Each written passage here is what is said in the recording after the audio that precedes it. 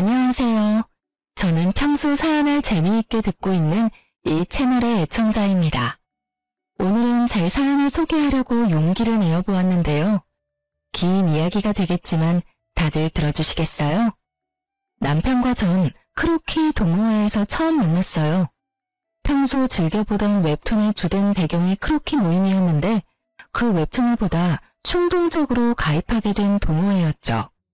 그렇게 충동적으로 가입하게 된 동호회에서 저는 남편을 만났고 그곳에서 저와 남편은 유일하게 동갑내기로 막내였던 터라 이런저런 일을 하다 보니 빠르게 친해졌어요. 그렇게 가까이 지내다 보니 자연스럽게 연인으로 발전했고 결혼까지 하게 되었어요. 저희가 신혼을 시작하게 된 집은 친정에선 가까웠지만 시댁에선 거리가 꽤 있는 편이었어요. 의도한 것은 아니었지만 어떻게 하다 보니 그렇게 되었더라고요. 집 위치에 대해선 저만 아니라 남편과 시댁에서도 불만은 딱히 없었어요. 아니, 남편은 오히려 저보다 더 좋아하더군요.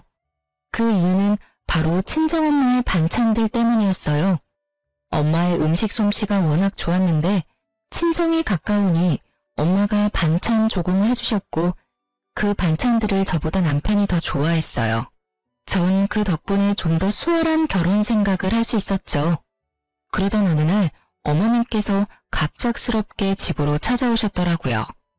저녁때가 다 되어 갑작스럽게 들이닥친 어머님의 방문이 당황스럽고 달갑진 않았지만 결혼하고 한 번도 집으로 초대하지 못했던 터라 괜히 죄송한 마음도 들어 잘 대접해드렸어요. 퇴근 후 옷도 갈아입지 못하고 어머님을 맞이했던 상황이라 새로운 요리 같은 건 해내지 못했지만 마침 엄마가 전날 주고 간 반찬들로 어머님의 밥상을 차려드렸어요. 어머님께서도 꽤 만족스러우신지 쩝쩝 소리를 내며 맛있게도 드시더라고요. 아가, 이 반찬들 네가 만든 거니? 정말 맛있구나. 아, 아니요. 사실은 그거 전부 친정에서 보내주신 것들이에요. 아시다시피 제가 집에 도착하자마자 어머님이 오셔서 따로 식사를 준비할 시간이 없어서 급하게 차리느라 있던 반찬들을 내놨어요. 그래? 사돈 솜씨가 대단하시네. 간도 딱 맞고. 나물들도 어쩜 이렇게 아삭아삭하니? 혹시 남은 반찬들 좀 있니? 아, 김치는? 김치도 담가주셨어?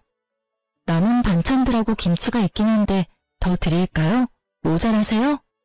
아니, 모자란 게 아니라 좀 싸가려고 그랬는데 남아있다니 다행이다. 내가 갈 때 좀 싸주렴. 김치도 있는 대로 다 싸주고 아니다, 통째로 다 주려무나. 집에 가서 옮겨 담기도 귀찮아. 고맙다, 아가. 덕분에 며칠 먹거리는 잊었구나. 황당했어요. 대부분은 시댁이나 친정에서 음식을 얻어오거나 보내주시던데 어머님은 오히려 냉장고 구석에 있는 반찬과 김치까지 싹 다 쓸어 가시니 뭐라 할 말이 없더라고요. 그래도 맛없다고 핀잔을 준 것도 아니고 정말 입맛에 맞으셔서 다 싸가신 거니 그러려니 하고 넘기려고 했어요. 하지만 어머님은 기어코 저의 잠자던 코털을 건드리고야 마시더라고요. 어머님이 냉장고를 싹 비워가시고 난 후 며칠 흐른 어느 날 점심시간에 직원 식당에서 밥을 먹고 있는데 어머님께 전화가 오더라고요. 처음엔 평범한 안부로 시작된 통화 내용이 점점 본색을 드러내기 시작했어요. 그 본색이 참 과간이더군요. 아가, 내가 사실은 부탁이 있어서 전화했어. 네? 부탁이요? 어머님 무슨 일 있으세요? 말씀해보세요. 그게 다름이 아니라 사돈께 반찬 좀 많이 해달라고 해서 나도 좀 보내주면 안 되겠니? 사돈 음식 먹다가 내가 한 거 먹으려니까 도저히 맛이 없어서 안 되겠더라고. 괜히 입맛만 높아져서 요즘 내가 밥을 잘 못 먹고 있어. 아, 그러니까 저희 엄마한테 반찬 좀 만들어달라는 말씀이네요? 그래, 하는 김에 좀 많이 만들면 되잖니. 가져다 주거나 퀵으로 보내기가 정 그러면 내가 가지러 갈 수도 있으니 너 편한 대로 하렴. 헛웃음이 나더군요. 결혼한 지 2달도 채 되지 않은 시점에서 내가 이런 소리를 들으려고 결혼했나 싶더군요. 그까짓 반찬 시댁과의 평화를 위해 좀 주면 어때? 라고 생각할 수도 있었겠지만 저는 전혀 그렇게 생각되지 않더군요. 처음엔 반찬으로 시작해 끝은 무엇으로 끝이 날지 누가 알겠어요. 그리고 다들 아시다시피 반찬 만드는 게 보통 힘든 일이 아니잖아요. 그런데 어쩜 이리도 뻔뻔하게 이런 말씀을 하실 수가 있는지 제 상식에선 이해가 되지 않더라고요. 그래서 전 조금은 냉정하게 들릴 수 있겠지만 단호하게 잘라내야겠다고 생각했어요. 어머님, 이건 어떻게 이동하느냐의 문제가 아니에요. 저도 저희 친정에서 반찬 그냥 받아오는 거 아니고요. 다만 얼마씩이라도 성의 표시는 하고 받아오고 있어요. 어머님도 알다시피 반찬 만드는 게 보통 일은 아니니까요. 제가 저희 엄마한테 부탁은 드려볼 건데 가능하다고 하시면 그냥은 안 되고요. 어머님도 일정 금액 주시면 돼요. 어머 얘, 그까지 반찬 몇 가지 가지고 치사하게 무슨 돈을 내놓으라고 그러니? 그냥 내가 해먹고 말지. 됐다 됐어. 저의 예상대로 어머님은 더럽고 치사하다고 하며 전화를 끊어버리더군요. 끊어진 전화기를 보며 이쯤 하면 다신 이런 이야기는 꺼내지 않겠지 하고 생각하는 찰나 어머님께 또 전화가 오더라고요. 예, 근데 얼마 주니? 네? 갑자기 그게 무슨 말이세요? 그러니까 사돈한테 반찬값으로 얼마 주느냐고. 딱 정해진 게 아니라서 얼마라고 말씀드리기가 애매하네요. 그냥 반찬 집보단 덜 드리고 있어요. 그래? 그러면 그거 내가 해주마. 내가 일주일에 한 번씩 반찬 해놓을 테니 가지고 가렴. 난 사돈한테 주는 것보단 조금 덜 받을 테니 어때? 좋은 생각 같지 않니? 괜찮기는 전혀 괜찮지 않았어요. 남편이 친정엄마의 요리를 왜 잘 먹겠어요? 어머님은 요리를 정말 기가 막히게 못해도 너무 못한다는 것을 다 알고 있는데 제가 미쳤다고 돈까지 주고 그 맛없는 걸 받으러 시댁까지 가는 그런 헛짓을 할 리가 없었죠. 전 다시 한번 단호하게 말씀을 드렸습니다. 아니에요 어머님, 남편도 친정엄마 음식 좋아해서 그냥 지금처럼 친정에서 받아 먹을게요. 그러면 저 일이 바빠서 이만 끊을게요. 죄송해요 어머님. 전 단칼에 거절하고 전화를 끊어버렸고 그날 저녁 남편과 밥을 먹으며 어머님과 있었던 일을 말해주었어요. 그러자 남편은 허허 웃으며 이상한 해결책을 제시하더라고요. 아참, 여보, 오늘 어머님께 전화가 왔는데 우리 엄마한테 말해서 반찬을 좀 많이 해서 좀 나눠달라고 하시더라. 그래? 엄마가 생각해도 본인 음식보다 더 맛있었나 보네. 아, 진짜 우리 엄마는 요리를 못해도 너무 못해. 하여튼 그래서 뭐라고 했는데? 안 된다고 하지. 장모님도 힘드시잖아. 딱 잘라서 안 된다고 어떻게 그래. 그래서 우리도 수고비 드리면서 받아오는 거라고. 어머님도 정 드시고 싶으시면 수고비 부담하시라고 했지. 그러니까 치사하다 하시면서 전화 끊으시더라고. 잘했어. 사실 우리 먹거리 해주시는 것만 해도 죄송한 일인데 우리 집까지 부탁드리는 건 좀 아니지. 당신도 곤란했겠네. 진짜 곤란한 건 그 다음부터였지. 왜? 또 무슨 일 있었어?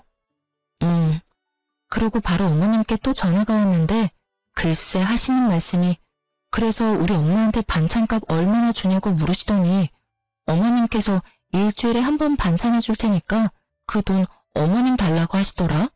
당신 생각은 어때? 완전 싫지. 우리 엄마 요리 진짜 못한다고 했었잖아. 당신도 안 된다고 했지? 당신 핑계대면서 안 된다고 했어. 그래, 잘했어. 그나저나 엄마가 왜 그러시지? 그러게 나도 이해가 안 된다라니까 라며 맞장구를 치려는 순간 남편의 입에선 이해 못할 말들이 흘러나오더라고요. 아, 용돈이 부족하신가 본데? 맞지? 맞지? 용돈 좀 올려드려야겠어. 뭐? 여기서 갑자기 용돈 이야기가 왜 나와? 그렇잖아. 우리 엄마 요리에 취미 없으신 분인데 반찬까지 해준다는 건 뭐겠어? 돈이 필요하단 말이잖아. 그래서 용돈을 올려드린다고? 장모님께도 용돈 받고 반찬값 더 드리고 있잖아. 그거랑 같아?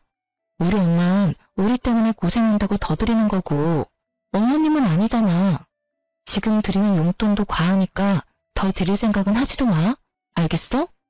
남편은 제 말이 기분이 나빴는지 아무런 대답도 하지 않고 방으로 들어갔고 반찬에서 시작된 사소한 문제는 예상치 못한 방향으로 흘러가기 시작했습니다. 남편은 다음 날부터 무거운 수행을 하는 사람처럼 고갯짓으로 의사소통을 하기 시작했고 정확히 일주일을 가더군요. 그렇게 제 속을 다 뒤집어 놓던 남편은 드디어 입을 열었고 그 한마디로 저의 기분도 상할 대로 상해버렸어요. 앞으로 각자 집은 각자 알아서 챙기자. 일주일 만에 꺼낸 첫마디가 저러하니 저도 더는 남편을 어르고 달랠 마음이 싹 사라졌고 그렇게 하자고 말하곤 함께 관리하던 모든 돈을 공평하게 나눠 가졌어요. 적금, 통장, 투자하던 주식까지도요. 모든 것을 나누고 나니 생활이 심플하고 평화로워지더군요. 평화로운 만큼 대화는 줄었고 대화가 줄자 싸울 일도 없었어요. 물론 애틋함, 다정함, 사랑 이런 것도 없었지만 남편에게 정이 떨어지고 나니 그런 생활도 괜찮다고 생각했는데 전혀 생각지 못한 일정이 다가오더군요. 그건 바로 명절이었습니다. 죽자고 싸운 것도 아니었고 남들이 보기엔 괜찮은 사이였기에 시댁을 안 갈 수도 없는 노릇이었어요. 그래도 아직은 결혼 생활을 하고 있으니 도리는 다 하자는 마음에서 시댁으로 향했고 전 그해 명절에 제가 사랑했던 남자가 얼마나 쪼잔한 놈인지 단번에 알 수 있었어요. 이런 일이 있기 전에는 시댁에 오면 작은 양의 설거지도 꼭 함께 해주던 남편이었는데 시댁에 도착하자마자 어머님 방으로 들어가더니 코빼기도 보지 않더라고요. 왜 사람 마음이 그렇잖아요. 아무리 우리 사이가 요즘 좀 그렇더라도 내심 도와주러 나오겠지 하는 허튼 기대. 저도 그 기대라는 걸 하며 제사 음식을 준비했고 그렇게 하다 보니 어느새 다 해버렸더라고요. 다 하고 나니 문득 남편 놈은 도대체 어머님 방에서 무얼 하길래 머리카락 하나 보이지 않나 싶어 어머님 방문을 살짝 열어보았더니 글쎄 다 큰 놈이 심한 무릎을 베고 누워 부부 생활에 대해서 시시콜콜 어머님께 다 일러바치고 있더군요. 유민이 쟤 연애할 땐 몰랐는데 진짜 모질어. 내가 엄마 용돈 좀 올려주자고 하니까 단번에 안 된다고 하더라니까. 자기가 나서서 올려주자고 해도 모자랄 판국에 어쩜 그렇게 생각도 안 하고 안 된다고 할 수가 있냐고. 내가 진짜 오만정이 다 떨어져서 요즘엔 말도 잘 안 하고 지내. 돈도 각자 관리하기로 했고 각자 부모님은 알아서 챙기자고 했어. 나 잘했지? 그럼 우리 아들은 언제나 다 잘하지.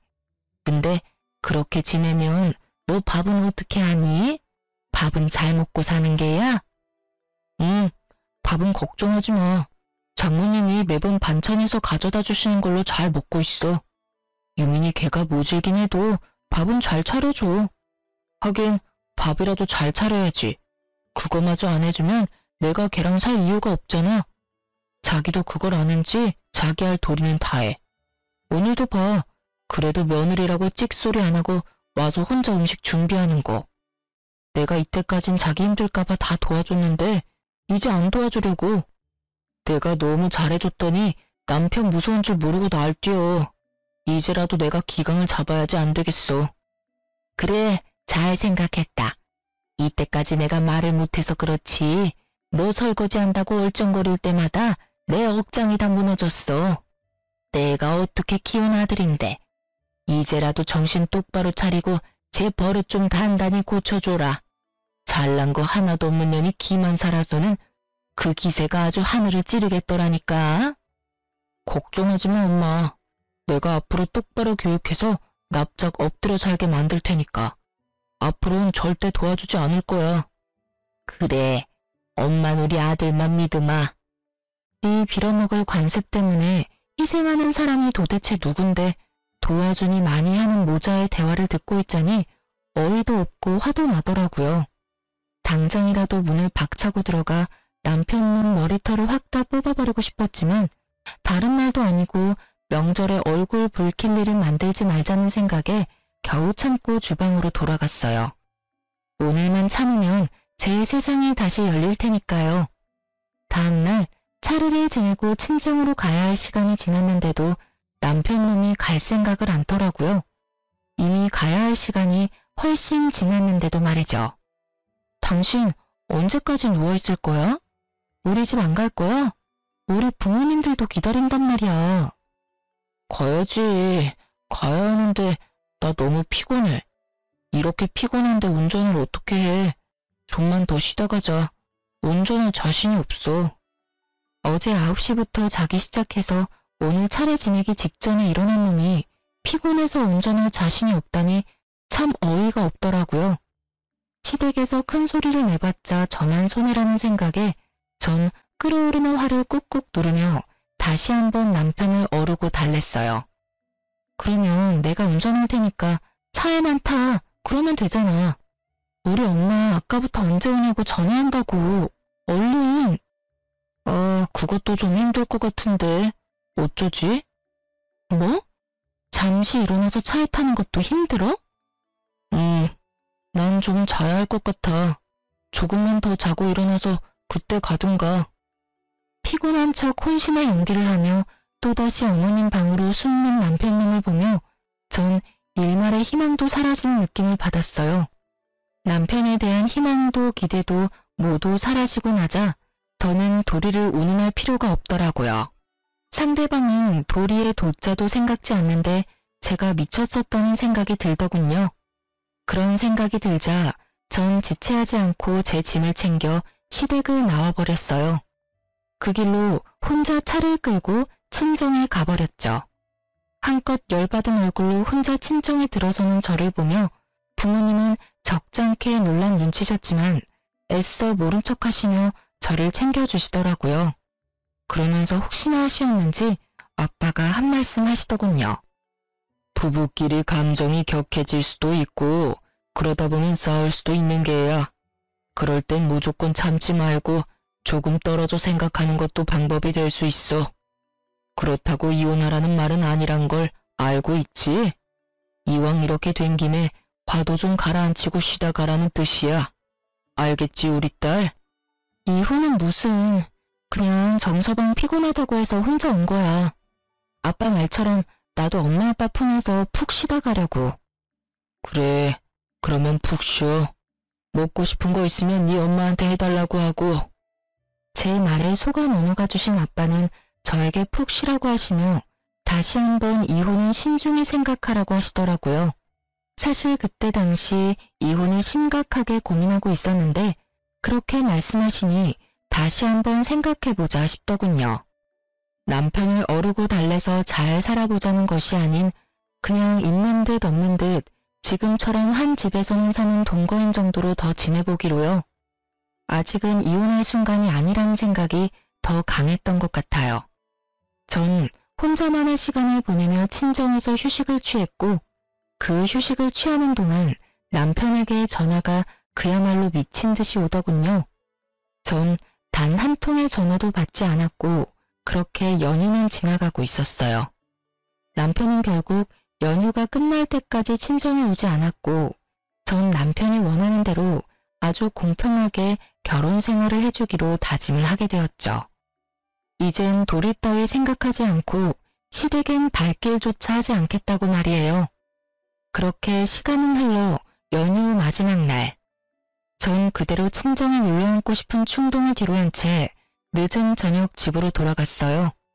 현관문을 열고 집으로 들어서니 언제 온 것인지 알 수 없는 남편놈이 집을 아주 엉망진창으로 어질러 놓은 채 소파에 앉아 텔레비전을 보고 있더라고요. 발 디딜 틈도 없는 곳에서 맥주나 마시며 텔레비전 보는 꼴을 보는데 욕하는 것조차 시간 낭비로 느껴지더군요. 전 염치라는 것도 없이 저를 노려보고 있는 남편의 눈빛을 깡그리 무시한 채 방으로 들어와 씻고 그대로 침대에 누워버렸어요. 예상을 벗어난 제 행동에 남편은 적잖게 당황했는지 구시렁거리며 거실을 치우는 소리가 들려오더라고요. 그랬겠죠. 평소 같았으면 잔소리는 했겠지만 다 치워주었을 텐데. 제가 가장 싫어하는 개판인 꼴을 보고도 말 한마디 하지 않고 방으로 들어와 버렸으니까요. 그렇게 전 남편이 청소를 하는 소리를 들으며 잠이 들었고 일어나 보니 남편은 출근을 했는지 보이지 않더라고요. 전 차라리 잘 되었다고 생각하며 출근을 했고 퇴근을 하고 돌아오니 집에 어머님이 와 계시더군요. 남편이 비밀번호를 알려준 것인지 남편도 없는 빈집에 어머님 혼자 계시는데 어이가 없어 웃음이 다 나더라고요. 그러면서도 참 부지런도 하시다는 생각이 들었어요. 가까운 거리도 아닌데 이렇게 매번 연락도 없이 득달같이 달려오시니 말이에요. 아무도 없는 빈집에서 무얼 하고 계셨나 싶어 집 안을 둘러보니 반찬을 챙기고 계셨던 모양이었어요. 냉장고 안에 있던 반찬을 있는 대로 다 꺼내 챙겨오신 통에 옮겨 담고 있던 흔적이 식탁 위에 고스란히 남아 있었으니까요. 무슨 못 먹은 귀신이 들러붙은 거지도 아니고 아무도 없는 집에서 하물며 사돈이 해준 반찬을 훔치고 있는 어머님의 행실을 보니 화를 내봤자 뭐 하겠나 싶더라고요.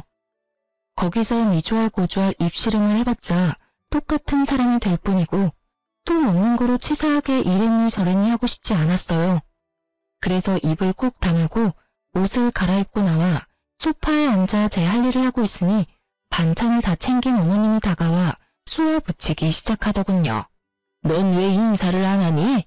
사람을 봤으면 최소한 인사라도 해야 할 거 아니니? 오셨어요? 인사드리려고 했는데 워낙 바쁘신 것 같아서 타이밍 잡기가 어려워서 기다렸어요. 반찬은 다 챙기셨어요? 그래. 좀 가져가도 되지? 다시 해달라고 하면 되지 않니? 그렇죠 뭐. 반찬 가지고 가시려고 오셨어요? 이 저녁에 연락도 없이? 저도 감정이 많이 상해있던 터라 말이 곱게는 나가지 않더라고요. 그런 제 모습이 어머님 마음에 들 리 없었고 제법 고상한 척 말을 하던 어머님은 화가 단단히 나셨는지 언성을 높이며 폭언을 뱉어내기 시작했어요. 내가 할 일 없이 반찬이나 가지러 왔겠니? 너 왜 그날 그렇게 가곤 연락 한 통이 없니? 최소한 그렇게 가서 죄송하다는 전화라도 한 통 해야 하는 게 예의 아니니? 어쩌면 애가 그렇게 버릇이 없는지.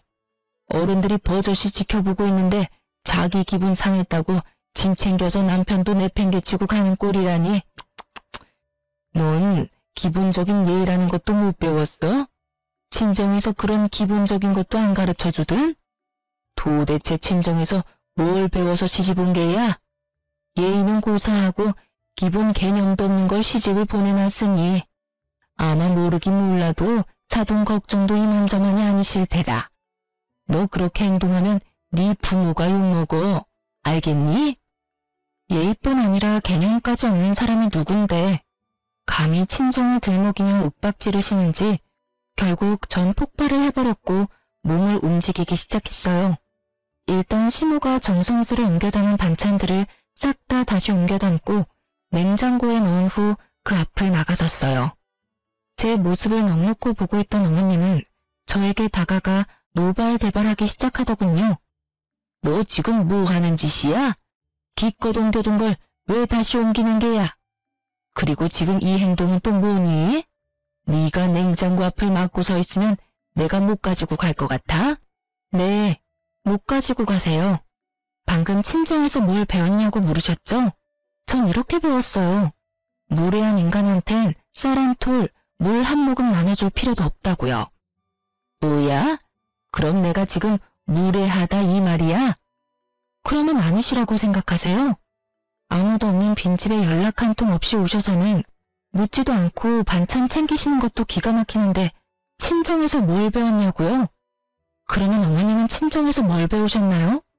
뭘 배우셨길래 남의 집에 이렇게 쳐들어오셔서 이렇게 무례한 행동을 서슴없이 하시는 거냐고요? 앞으로 저희 엄마가 해주신 귀한 음식 어머님께 나눠드릴 생각은 추호도 없으니까 다신 마음대로 오셔서 가지고 가지 마세요. 한 번만 더 이러시면 아예 반찬 받아오지도 않을 거예요. 물론 그렇게 되면 어머님 아들도 쫄쫄 굶고 살아야겠죠. 참고로 전 회사 생활하면서 주방 일까지 할 생각은 전혀 없거든요. 이 인연이 지금 뚫린 입이라고? 결국 어머님의 입에서 욕이 나오는 순간 짝 하는 마찰음과 함께 저의 뺨에 고통이 느껴졌어요. 화가 날 대로 난 시모가 제 뺨을 날린 거였어요. 뺨에서 선명한 고통이 느껴지며 이 인간 같지 않은 인간이랑 무슨 대화를 하겠다고 이러고 있나 하는 생각이 강하게 들더군요. 성질 같아선 똑같이 한 대 올려붙이고 싶었지만 그래도 차마 어른이라 때릴 순 없었기에 어머님의 팔을 붙잡고 질질 끌어 문 밖으로 쫓아내버렸어요. 너 지금 뭐 하는 짓이야? 이거 못 놔? 당장 놓으라고! 한 대 맞아들였으니 다신 찾아올 생각도 하지 마세요. 그렇게 집에서 내쫓긴 시모가 가만두지 않을 거다.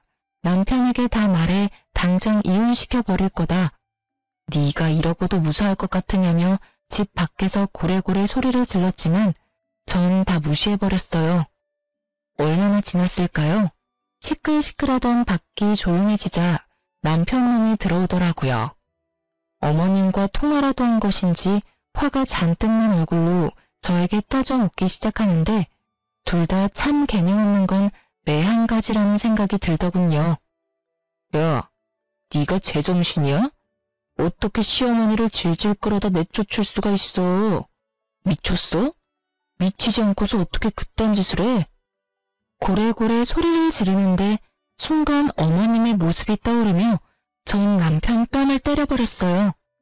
순식간에 일어난 상황에 아무런 방어도 하지 못한 채 뺨을 맞아버린 남편은 어리둥절한 얼굴로 저를 바라보더라고요. 그렇게 볼 필요 없어.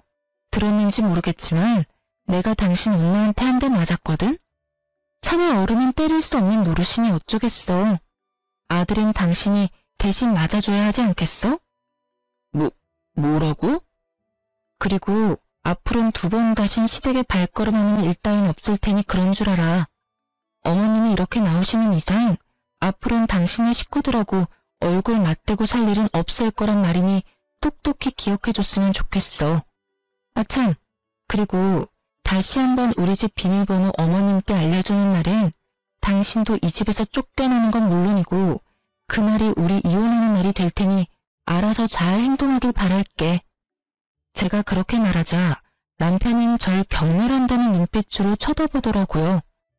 한때는 없으면 안 될 것처럼 사랑했던 사이였는데 어쩌다 이런 말과 이런 눈빛을 주고받는 사이가 되어버린 것인지 조금은 서글픈 생각마저 들더라고요. 그날 이후 다행스럽게도 어머님은 찾아오시거나 연락하시는 일은 없었지만 남편과의 관계는 되돌릴 수 없는 사이가 되어버렸어요.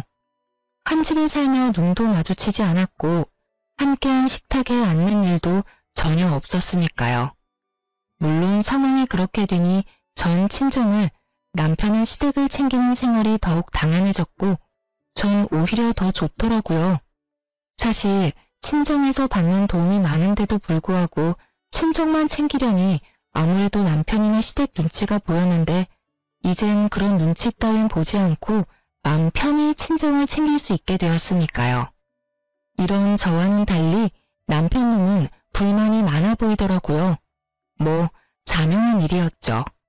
시댁의 크고 작은 행사에도 전혀 참여하지 않을 뿐 아니라 집안에서도 전 딱 제 몫의 것만 빨고 치우고 먹고 했으니까요. 저에겐 손해볼 것이 하나 없는 생활이 이어지던 어느 날 어김없이 제사가 다가왔고 퇴근 후 전 당연히 시댁으로 가지 않고 집으로 돌아왔어요. 시댁에서 설마 하며 저를 기다리던 남편은 퇴근 시간이 지나도 제가 오지 않자 전화가 오기 시작했고 제가 무시를 하니 남편 대신 어머님에게서 전화가 오기 시작하더군요. 그마저도 무시하자 번갈아 가면서 전화가 오기 시작하는데 그 시간에 제사 준비나 하지 하는 생각이 들더라고요. 그렇게 끊기지 않고 울리는 전화기를 식탁에 올려두고 집안일을 하는데 친정 엄마가 집으로 오셨어요. 마침 근처에 볼 일이 있었는데 오신 김에 반찬을 두고 가려고 오셨다고 하시더라고요. 그렇게 바리바리 싸서 오신 엄마는 딸이 힘들까봐 차곡차곡 냉장고에 다 정리해서 넣어주시고 전 그런 엄마를 보는데 왜인지 눈물이 왈칵 쏟아져 급히 화장실로 들어가 마음을 진정시키고 나오던 그때였어요. 엄마가 제 휴대전화로 통화를 하고 계셨는데 아니 정확히는 엄마는 아무 말도 하지 않으시고 듣고만 계셨고 상대방이 일방적으로 쏘아붙이기 시작하는데 굳이 묻지 않아도 누구인지 단번에 알 수 있겠더군요. 얼마나 소리를 질러대는지 그 목소리가 크게 울리고 있었으니까요. 시모는 전화를 받은 엄마가 당연히 저일 거란 착각을 하고 욕설을 내뱉기 시작했고 한 번 시작한 말은 굳이 엄마에게까지 알리고 싶지 않았던 사실을 알리고야 말았어요. 여보세요? 여보세요? 여보세요라는 말이 나오니 지금? 너 진짜 제정신이 아니구나. 어떻게 며느리가 돼서 한 집안의 제사를 무시할 수가 있어? 내가 이날 이때까지 살면서 너같이 되먹지 못한 년은 보지를 못했다. 도대체 넌 뭘 믿고 이렇게 막 나가는 게야? 그때 한 대 맞은 걸로는 정신을 못 차리겠든? 아예 그 머리털을 다 뽑아놔야 정신을 차릴 것이야. 내가 당장 가서 그 머리털 다 뽑아놓기 전에 얼른 와서 제사 준비해. 정말 딱 이렇게 말하고선 전화를 끊어버리셨고 엄마는 큰 충격에 빠지셨죠. 딸이 시댁에서 이런 취급을 받고 있는 것도 기가 막히는데 맞았다는 사실까지 알게 되었으니 어떤 말을 꺼내야 할지도 막막하더라고요. 일단 휴대전화부터 되찾아야겠다는 마음에 엄마에게 다가서는 찰나 아직 엄마 손에 있던 제 휴대전화에서 문자 알림음이 울렸고 엄마는 전화기를 빼앗으려는 제 손을 피해 그 문자를 확인하시고야 마셨죠. 평소 귀찮아 잠금을 다 풀어놓은 것이 화근이었어요. 너 진짜 미쳤어? 당장 안 와? 아무리 요즘 우리가 남보다 못한 사이라고 해도 제삿날엔 도리는 다 해야 할 것 아니야. 지금이라도 늦지 않았어. 당장 기어와서 잘못했다고 싹싹 빌고 제사 준비해. 머리 조아리고 일이나 하란 말이야. 알겠어? 당장 와. 당장. 엄마의 분노에 기름을 들이붓는 문자에 제가 아무 말도 하지 못하고 우물쭈물하며 엄마 눈치를 살피고 있자 엄마는 저를 꼭 안아주시며 이렇게 말씀하셨습니다. 너 이혼해. 그렇게 말씀하시는 엄마의 몸이 떨리고 있더군요. 저는 이 떨림을 누구보다 잘 알고 있었어요. 엄마가 진짜 화가 나셨을 때의 떨림. 치를 떤다고들 하시죠? 딱 그 떨림이었어요. 네가 이때껏 이런 취급을 받으면서 왜 참고만 있었는지 엄마가 잘 알아. 아빠 때문이지? 아빠가 워낙 이혼 이런 거에 예민하잖아. 요즘 아빠 몸도 안 좋은데 나까지 보태기 싫었어. 이 미련한 거사. 그렇다고 이걸 다 참고 있어? 너 이렇게 사는 거 알면 아빠 더 속상해. 엄마랑 아빠가 옛날 사람이라 이혼에 부정적인 건 맞지만 그렇다고 해서 이런 대우 받으면서 참고 살라는 말은 아니야. 그러니까 이혼해 당장. 아빠한테는 엄마가 알아서 말할 테니 걱정하지 말고. 알겠어. 그렇지 않아도 이혼하려고 생각은 하고 있었어. 그래, 그건 그렇고 이 새끼는 언제 집에 오니? 오면 그 면상 좀 보고 가야겠어. 내가 이때껏 해먹인 밥이 얼만데 감히 집까지 게 너한테 이따위 말을 해? 와서 일이나 하라고? 진짜 미친 게 누군데 누구한테 미쳤다고 하는 거야? 엄마, 진정해. 나한테 다 생각이 있으니까. 제발 나 믿고 오늘은 그냥 돌아가줘. 내가 정 안 되겠다 싶으면 엄마한테 말할 테니까. 제발, 응? 더는 엄마에게 못 볼 꼴을 보이고 싶지 않아 혼신의 힘을 다해 엄마를 설득했고 엄마는 저의 간절한 부탁에 겨우 진정하시고 집으로 돌아가셨어요. 그렇게 혼자가 된 저는 남편에게 온 문자를 읽고 또 읽었어요. 그렇게 뇌리에도 그 문자가 박힐 때쯤 남편과 어머님이 집으로 들어오시더군요. 얼마나 화가 났는지 쿵쿵거리는 발걸음이 너무 커 머리가 다 울릴 지경이었어요. 그렇게 쿵쿵거리며 저희 앞에 선 두 사람은 저를 노려보았고 처음 입을 뗀 건 어머님이셨어요. 난 너 같은 며느리 필요 없으니 당장 짐 싸서 이 집에서 나가거라. 지금 당장 짐 싸. 지금 저보고 나가라고 하셨어요? 그래. 당장 이 집에서도 나가고 서류 준비되는 대로 보낼 테니 이혼도 해. 내가 이혼만큼은 아닌 것 같아서 참고 또 참았는데 도저히 안 되겠구나. 아주 시댁을 우습게 보고 있어 이게. 생각 같아선 그 머리털을 다 뽑아놓고 싶은데 이제 가족도 뭣도 아닌데 굳이 힘 빼서 뭐 하나 싶어서 참고 있으니 얼른 내 눈앞에서 사라지거라. 꼴도 보기 싫으니까. 착각은 자유라더니 전 엄청난 착각을 하는 아줌마에게 사실을 말해주었어요. 저기요, 이 집에서 나갈 사람은 제가 아니라 그쪽이랑 그쪽 아들이에요. 저기요? 그쪽? 네, 이혼할 마당에 제가 어머님하고 불러드릴 이유가 없잖아요. 그리고 저도 꼴도 보기 싫어서 그러는데 좀 나가주실래요? 얘가 아까부터 무슨 쉰 소리를 하는 게야? 우리가 여기서 왜 나가니?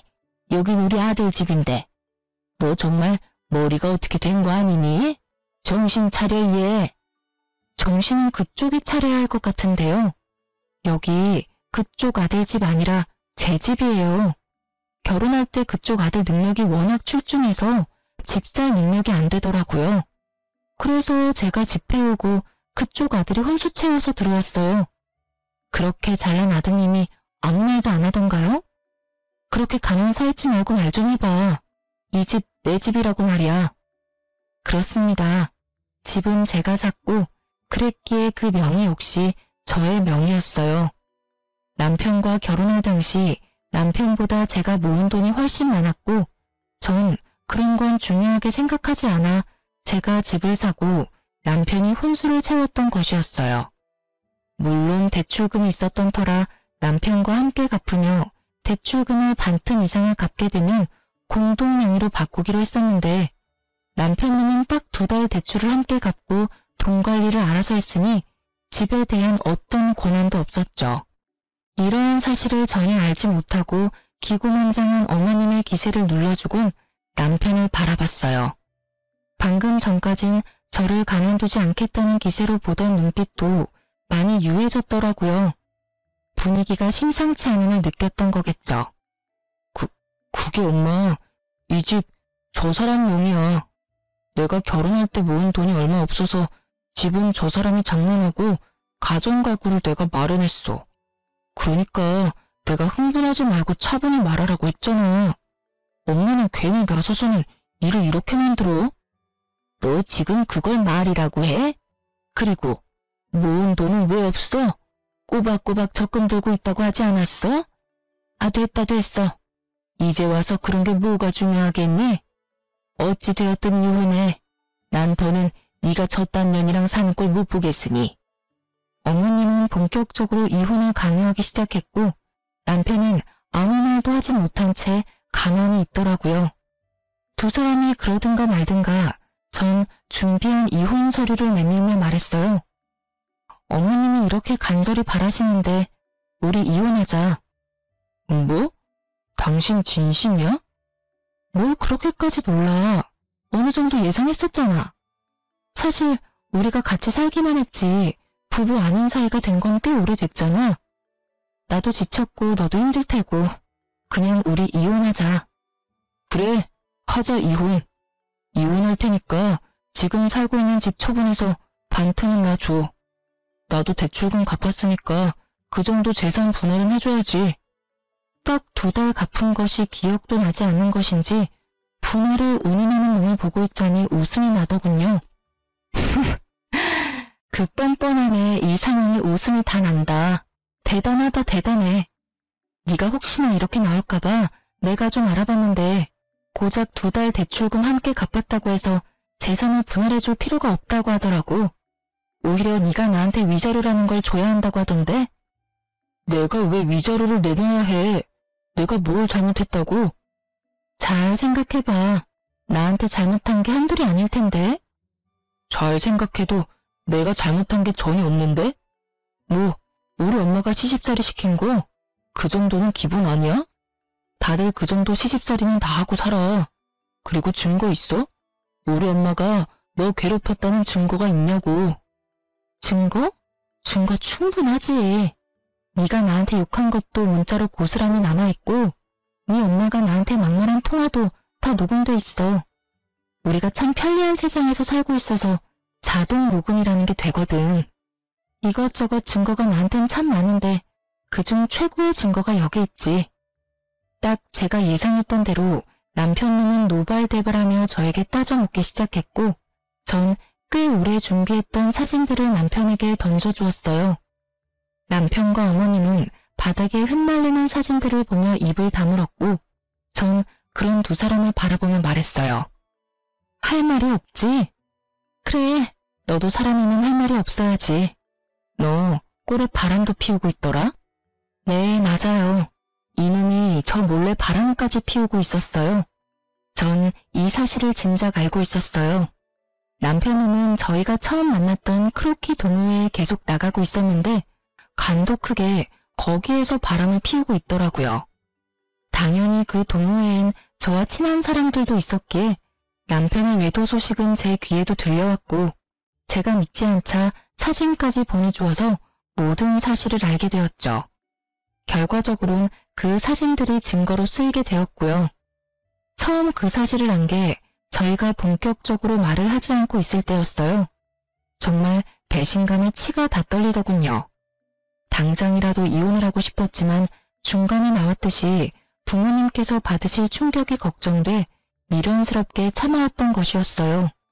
그리고 사이가 이렇게까지 되기 전에는 내가 노력하면 남편이 다시 돌아오지 않을까 하는 기대가 있기도 했고요. 얼마나 헛된 기대였는지 지금 생각하면 제 자신이 참 한심하고 바보 같지만 그땐 그게 최선이라고 생각했어요.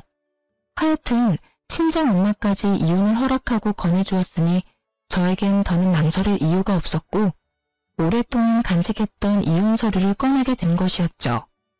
아무 말도 하지 않고 있던 남편은 머릿속에 계산을 끝낸 듯 무릎을 꿇고 빌기 시작하더군요. 여보, 나 당신이 바라는 대로 이혼할게. 당신이 아무것도 안 줘도 이혼할게. 그리고 위자료도 줄 테니까 상간녀 소송만 하지 말아줘. 제발 부탁이야. 아, 이 와중에 상간녀 소송할까봐 걱정이 되나 봐? 왜? 그 상간녀가 피해보는 건 싫어? 내 인생은 이따위로 만들어 놓고? 너 진짜 뻔뻔하다. 나한테 그런 부탁이 하고 싶어? 그게 아니라 말 못할 이유가 있어서 그래. 상황 파악이 안 되지? 없는 이유를 만들어서라도 날 설득해도 모자랄 판국에 말 못할 이유를 들먹이며 그런 부탁을 한다고? 너 진짜 내가 우습구나? 이 와중에도 상간녀부터 챙기나 싶어 기가 막히는 그 순간 남편의 입에선 더욱 기가 막히는 말들이 흘러나오더군요.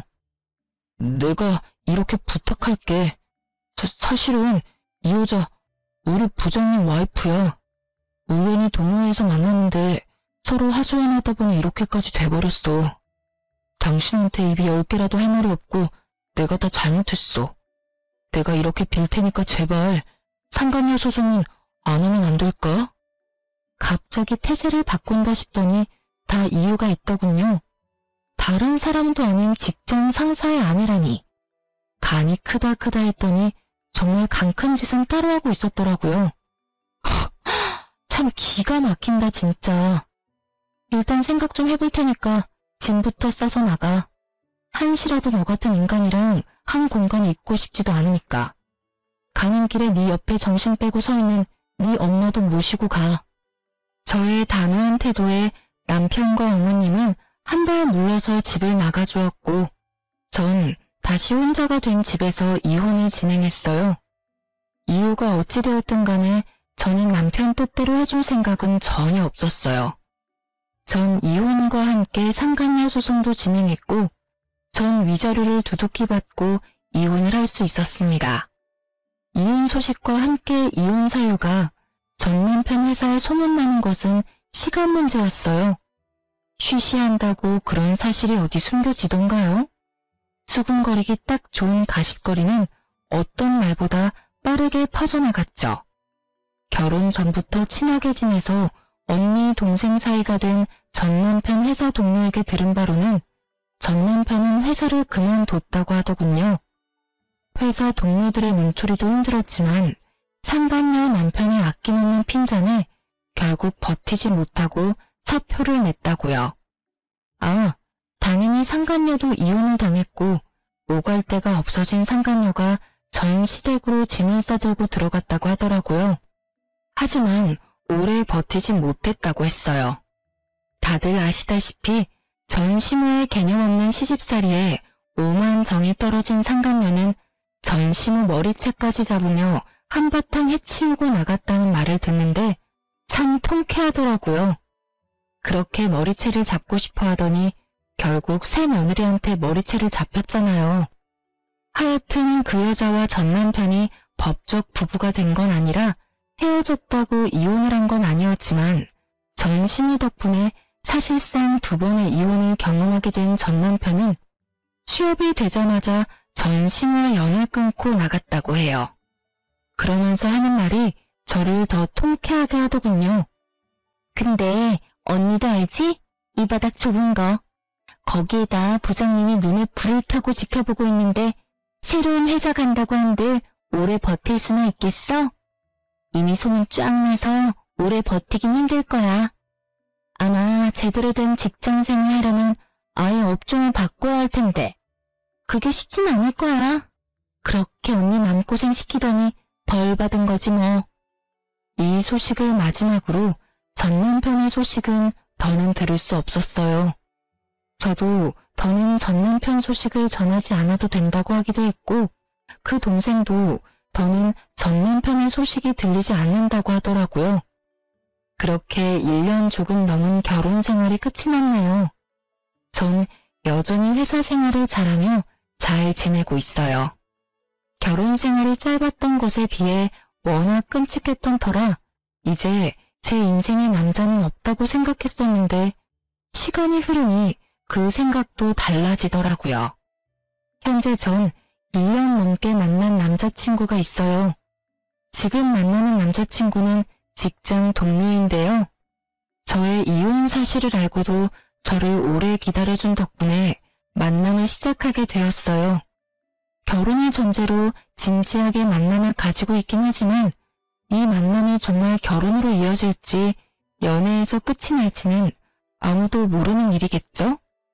결과가 어떻게 되든 전 앞으로 어떠한 이유가 있더라도 참으면 안 될 일에 참고 살진 않기로 결정했고 저를 좀 더 사랑해주며 살아가려고요. 제 인생에서 가장 중요한 것은 저이니까요. 이로써 저의 사연은 끝이 났네요. 저의 긴 사연 들어주셔서 감사합니다.